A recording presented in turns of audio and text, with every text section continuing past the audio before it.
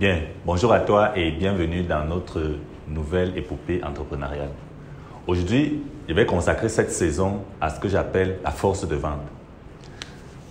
La force de vente. Alors, il est intéressant pour toi de comprendre que si tu as une entreprise, ou alors que tu es entrepreneur, ou alors que tu viens même de commencer une start-up, un consultant, tu as besoin d'avoir une force de vente. Et je vais t'expliquer pourquoi dans cette saison. Donc, au menu, je vais te présenter, je vais introduire la saison avec une histoire personnelle que nous avons vécue en entreprise et qui nous donne, et qui va te montrer l'importance de mettre sur pied une force de vente. Ensuite, je vais te parler de comment recruter, les excellents vendeurs. Je vais te montrer les étapes que nous utilisons point par point. Je vais te donner même les scripts que nous utilisons point par point pour recruter des excellents vendeurs. Ensuite, en dehors de la phase de recrutement, je vais te donner les outils concrets, les outils pratiques, les outils techniques en fonction de l'environnement économique dans lequel tu te trouves qui vont te permettre de mettre sur pied ta force de vente et de leur donner la capacité de travailler de manière optimale. Donc, je vais te parler des outils de la force de vente.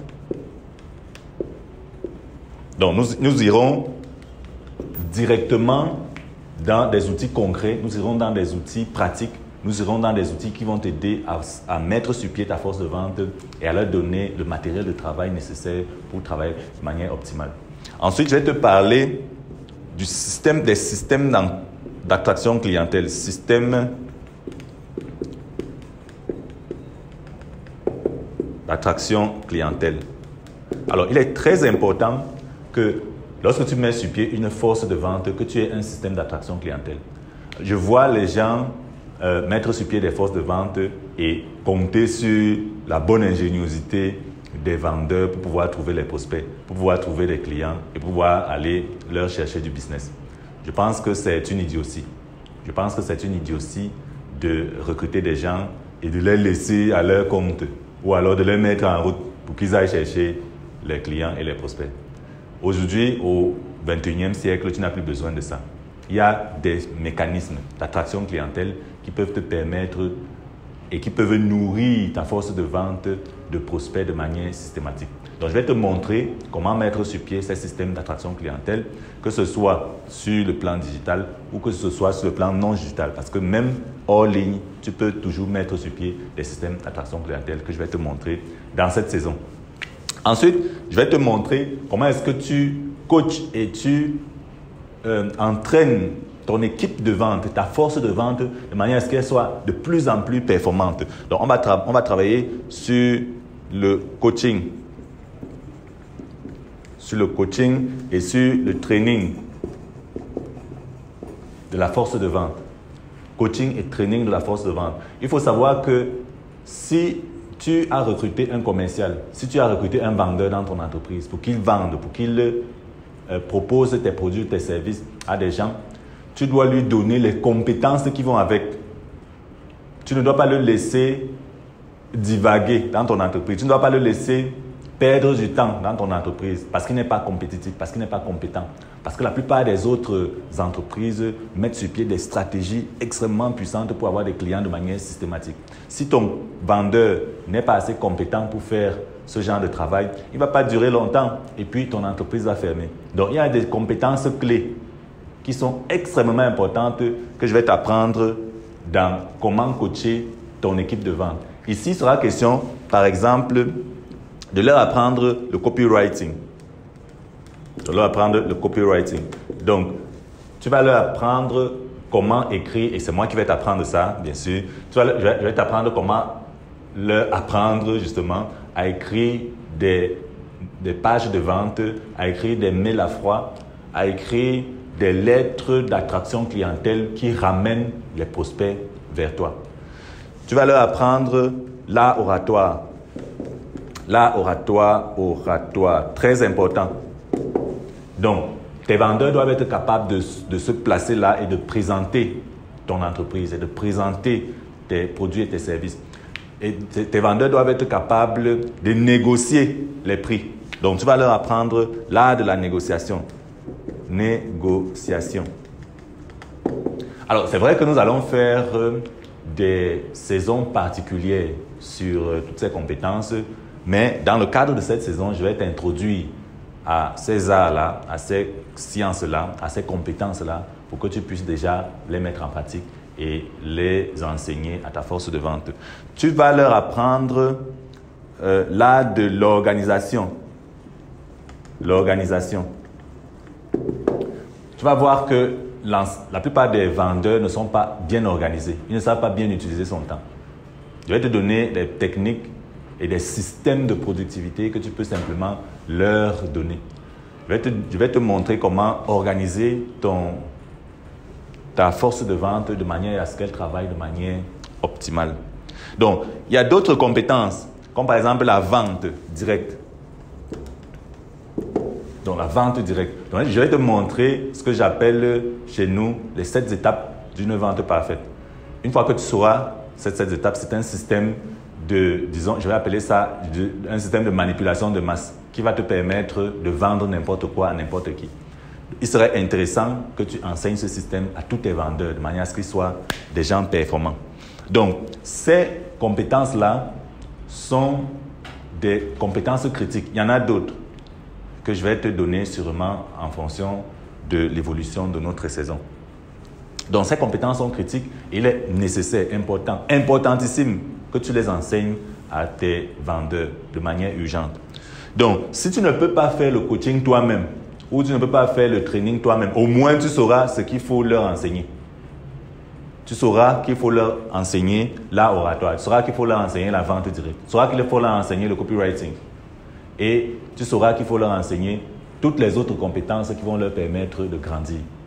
Il est important que tu saches que 1 heure par jour ou alors 2 heures par semaine, c'est comme tu vois, c'est en fonction de ton emploi de temps, tu dois systématiquement mettre sur pied des séances de training, des séances de coaching pour tes vendeurs.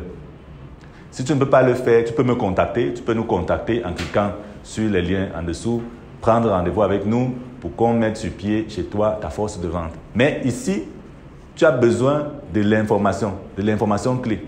Tu as besoin de la compétence développée. Et c'est ça que nous allons te donner ici. Donc, avec cette saison, avec cette vidéo, une fois que tu vas suivre tout ce planning, tu seras capable de mettre sur pied de manière autonome une force de vente. Tu n'auras même pas besoin d'un consultant. Mais si tu n'as pas le temps ou alors si tu n'as pas l'expérience pratique pour mettre en œuvre ce plan ou alors cette force de vente, tu peux nous contacter en cliquant sur les liens qui sont dans la description de la vidéo et nous allons prendre attache avec toi et mettre sur pied chez toi une force de vente extrêmement compétente. Donc, voilà le menu de notre saison. Avant de clore cette présentation, il faut que tu saches que la force de vente est tellement importante que je pense personnellement qu'elle est la chose la plus importante, c'est-à-dire qu'elle est l'équipe la plus importante dans une entreprise. Aujourd'hui, je vois encore les entreprises qui investissent dans le développement du produit, qui investissent dans les bâtiments, qui investissent dans l'achat des stocks, etc. Mais qui n'ont aucune stratégie, qui n'ont aucune technique, qui n'ont aucun plan sur comment est-ce qu'ils vont faire pour écouler ces stocks. Ils ne savent même pas comment est-ce qu'ils vont faire pour écouler les stocks.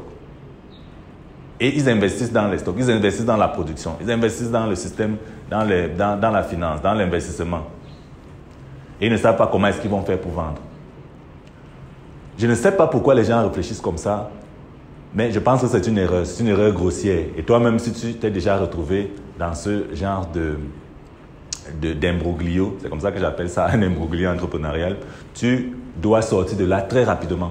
Tu dois mettre sur pied une force de vente. Et là, je parle même de quelqu'un qui vient de commencer. Je parle même d'une start-up. Je parle même d'un petit consultant qui vient de commencer aujourd'hui. Il doit mettre sur pied son équipe de vente. Il doit avoir des gens qui partent lui chercher du business. Il doit avoir des gens compétents qui sont assis et qui appellent au téléphone des prospects de manière systématique, de manière régulière, pour qu'il ait du business. Parce qu'il est venu là pour avoir du business. Tu n'es pas venu là pour mettre tes chaises et montrer que tu as un gros bureau.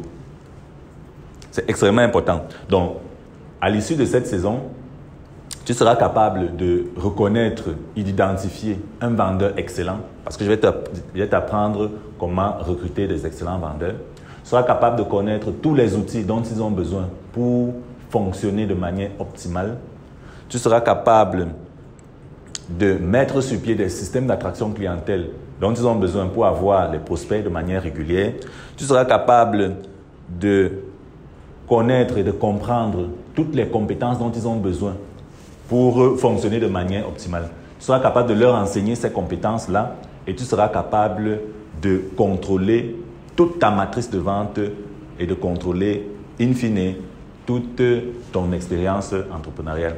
Il faut savoir que si tu ne contrôles pas la vente dans ton entreprise, si tu ne contrôles pas le marketing, l'attraction clientèle dans ton entreprise, je ne sais pas, soit tu ne réfléchis pas, ce qui est quand même inconséquent, soit tu n'as pas simplement la compétence. Et dans le cas où tu n'as pas la compétence, cette chaîne est faite pour toi.